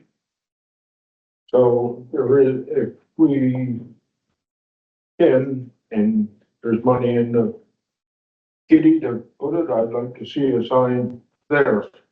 Okay. The other thing, I, spoke to, a couple of residents in Dawson settlement about, unsightly property and, just spoke with his CEO, a few minutes ago that, I guess they're gonna have a look at it. And, also one of them brought it up that, barking dogs, and she took an initiative to call the SPCA and they were looking after it. Besides that, I attended the invitation from Horizon Health at the Albert County Health Center on Friday, September 13th at 10 a.m. And, they have some good programs coming up, so. And, there'll be more to come on that. I attended a budget Zoom meeting on September 5th at 6:30. And, they have another meeting tonight and I'll attend after we get finished here. That's it. All right, thank you, Councillor Coates. Councillor Jonah. Just have one thing, we've been kicking around the table here for a while now, via council land or a possible acquisition of land on Mill Street. I had an opportunity to speak to the landowner last night, and he's looking for an That's answer. perhaps a conversation we should have in closed session. Well, I'm just gonna bring, just bear with me. Okay, please. Mhm. All I'm saying is he's just looking for an answer. And I think we. A conversation we should be having. Well, I would like to put it on the agenda then for October 1st. To have a closed session meeting and then get this resolved one way or the other. Good. Deserves an answer. Thank you. Councillor Eldergood. Just a couple things you guys have already mentioned, the Albert County exhibition into the Riverside Albert Fire Department. They've put on a lot of hours in, this past week and it was a huge success. The weather was cooperative and, unlike Mayor Rochon, I had more than one meal. The Riverside Albert Market, I want to say a huge thank you to them for helping put the market together on Sundays again at the exhibition. Mhm. So they continue to work away at that, which is wonderful to see. And that's it for now. Great, thank you, Councillor Ward Russell. No, I'm fine for tonight, thank you. All right, thank you. The last thing I want to say, and I kind of neglected to mention this, I'd like to welcome Ian Barrett as a member of the administrative management team. We have a lot of good things to look forward to. So I'm glad you're in your position now, and thank you for agreeing to join the team. And I'm sure you'll enjoy your time here. So thank you very much. Thank you. Now we move on to item number 8 on the agenda, which is public comments and statements. There's now an opportunity for members of the public to make comments and statements, but if there's a need, we will limit it to 15 minutes. So if anyone has anything they wish to say, please stand up and say something. Oh, can I give you a little bit of an update on your water systems? Please. 5 minutes. Riverside, Alberta, I know is under boil water advisory. The order was lifted on Thursday afternoon, just at the start of the fair. Do not be surprised if you are under boil orders again during rain events. The filter finally said goodbye on the 2/23 on Friday afternoon of the previous week. So fingers crossed, hopefully that project will start in November right now. They're waiting on the actual filter units. The rest of the components are here in Moncton. In Hillsborough, you may notice a taste and odor issue in some regions of the community, and that's because we have the Beaumont well on. Beaumont well has increased manganese in it, and we're increasing the chlorine dose to oxidize that manganese. So we have had a couple of calls at the office about taste and odor. That's one of the issues right there. Once we get the Beaumont well off, then we'll probably do some flushing here in the community, and that may alleviate that taste and odor issue there. On your well field, your watershed protection, I would highly recommend that you keep an eye on those zones, those regions. I noticed Alma, as you drive into the well house, there is cutting on the right-hand side of the road. So I'm not sure what's going on there. I don't know if you're aware of that, but we may need to look into that right there. But it is critical that you maintain those zones or those protections. I'll also give you a little history. Riverside, Alberta was the first community to receive watershed and well field protection back in 1992 when the Clean Water Act came into effect. A little bit of history there. On the cooling tower at the arena, I kind of got thrown into that a little bit. That is a provincially regulated legislation. And what it is, it's to eliminate or reduce the potential of Legionnaire, or this, what's the technical term for the bacteria? That's it. Thank you very much. That started in place. We did the cleaning, blah, blah, blah. Do not be surprised if we may be 3 to 4 days before, like, from the date that you had mentioned. It's just because it's brand new. I'm trying to talk faster because I only get 2 minutes. And that's just because we have to get the testing results, and then we have to get the Department of Health to approve the startup of that plant. And that will be a critical, poor Brian, we'll have to cope, help him through that because he's really, keen on getting that plant up and running. Anyway, other than that, I do have some comments on the Alma project. I did send them to Englobe, and I didn't really receive return comments that I really like. So hopefully we can meet and chat with that one on that one there. And that project is up, running and going and moving forward. Anyway, I get 2 minutes. Thank you for your presentation. I do have a question. I suspect others might as well. Is there any particular reason why Beaumont well was brought online? Beaumont well was brought online because your main production well, the static water level in the well is reducing as a result of these dry conditions. So in order to maintain adequate supply of water, because the main production well, when the water level drops, it causes turbidity issues. So then when the turbidity rises, the well will not produce. It's a safety mechanism. So we have to keep water going to the community. We did the reservoir cleaning. Everything's taken care of. Those items are taken care of there and in good functioning order. All right, thank you very much. So just so everyone's aware, the time that Mrs. Kale used up is not going to count towards 15 minutes.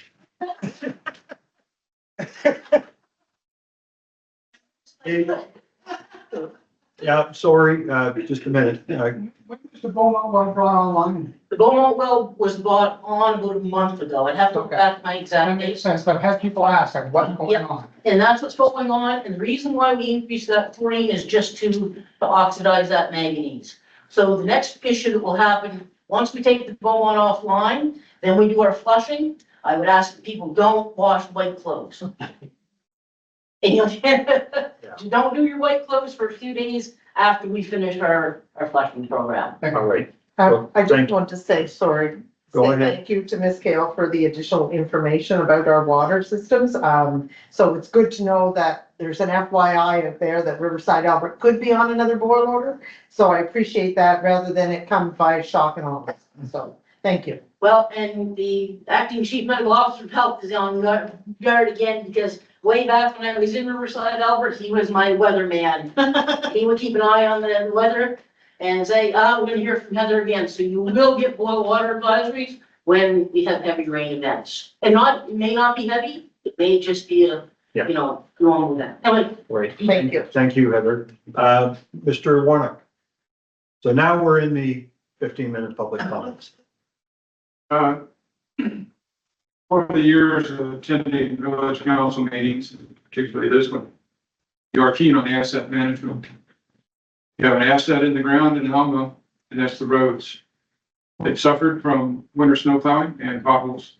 You don't take care of that, your repair next year is going to be exponentially higher. I would encourage you to attend to it before you lose your season. Okay. Thank you. Well, there's a gentleman taking notes, so. All right. Anyone else? Yeah, Rossiter? Rossiter, yeah. I live at 55 Dawson. Yeah. But I grew up in Germantown, and I think that's your word, Robin, chief. And, that Midway Bridge, there doesn't seem to be much movement on that covered bridge of what's, there's no communication with the province, or maybe you guys are hearing something more. I have noticed, I have noticed that once you applied for, is the EMO, funding for back here at the golf course, Yes. that it seems to speed the process.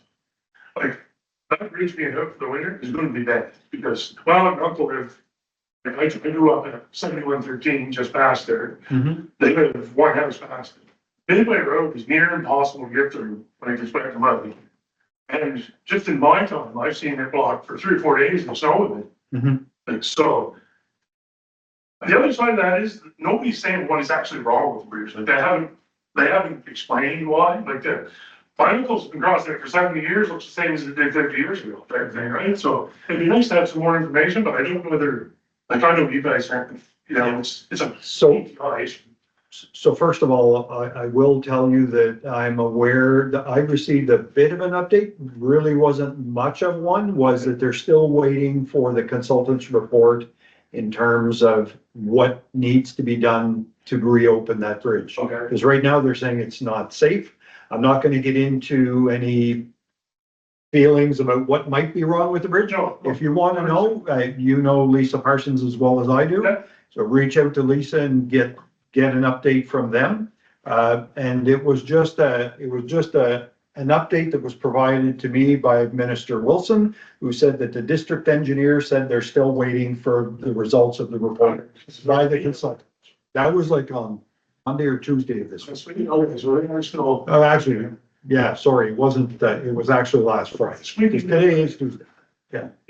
Because there was an email went to Sherry Wilson, is our MLA. Yes. And, the reply was kind of likened to the weather event that took his child's life in Nova Scotia. It seems apples and oranges to me. Like, it was a very political reply, as near as I can tell, just a. And as far as the disaster relief aspect, disaster financial assistance aspect of it, that we're actually accessing that because it's an access that a municipality has in a former municipality. We're not responsible for the Germantown bridge, so that would be DTI. All right, thanks, Tyler. Yeah, and I am following. I am keeping my ear. Yeah. Thank you. Anyone else? Going once, going twice. We do have a number of closed session items to discuss, so I'll ask for a motion to move into in camera. So moved by Councillor Jonah, seconded by Councillor Coates. Any discussion on the motion? Not all in favor, signify by stating aye. Opposed, if any? Motion's carried. Thank you very much, everyone, for attending, and have a great evening.